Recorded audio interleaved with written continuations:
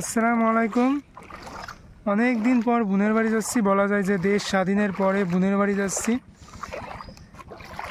তারপরে দীর্ঘদিন যাওয়া হয়নি, পানি হলো, এখানে ছিল আমার মাজা পানি, বাট রাস্তার করে এখন আমার পানির ভিতরে দিয়ে হাঁটতে হচ্ছে।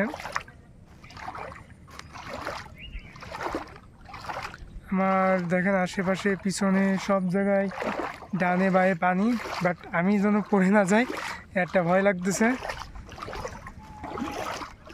এই বন্যায় আমার সব সর্বনাশ করে দিচ্ছে।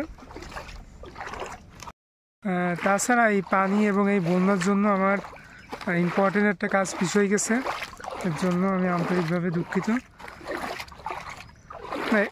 এর জন্য আমার নিজের কাছে খুব খারাপও লাগতেছে। তাছাড়া এই ইনশাল্লাহ সামনে দেখা যাক কি হয়। আশেপাশে সব জায়গায় পানি আর পানি, অনেকের ঘের বাড়ি ভেসে গেছে,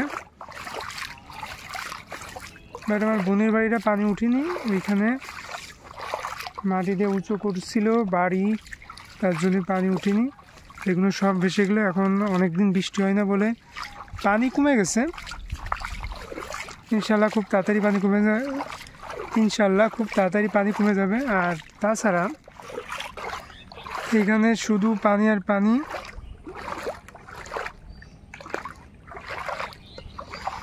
ভয় লাগতেছে, সাপ আছে নাকি, আমি খুব সাপের ভয় পাই।